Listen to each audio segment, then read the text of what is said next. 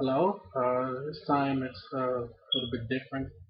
We were asked to do a couple of things for the assignment, uh, one of which was to share what interests us about the Black Girl YouTube project.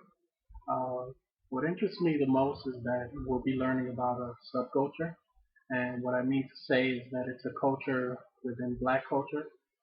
Just interested to learn more about it. It's true that I grew up around a lot of Black girls, but it doesn't say anything about how much I know about them. For example, the statistic that they're one of the biggest demographics on YouTube was a pretty mind-blowing statistic. I didn't know anything about that. We were also asked to share a couple of ideas from earlier readings, particularly Chapter 2 from Virtual Worlds, um, Dr.Gaunt's essay, or the Michael Welsh YouTube video.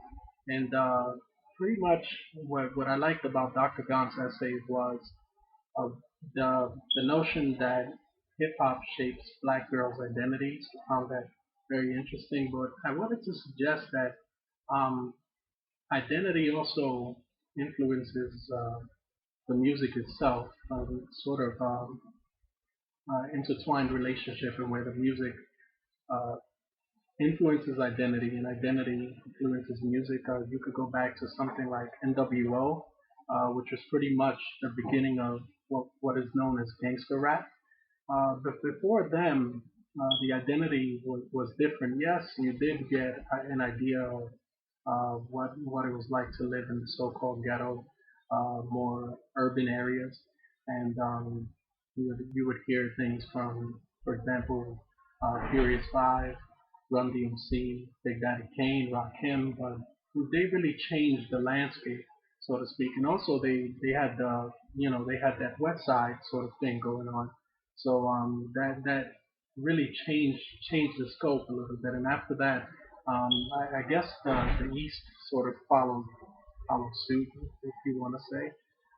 So I find that that music shapes identity on a sort of broader scale, a very interesting idea. What I also found interesting from the earlier readings were the definitions of culture. There's so many definitions of culture, some of which differ greatly, some of which I feel are inadequate. I won't cover any examples here. I will cover my favorite example, probably the one that describes it best would be a matrix, so to speak. So it really goes hand in hand with that idea of a web and how culture is not sort of this homogeneous sort of entity, might not be a right word, but for lack of a better word, we use it here.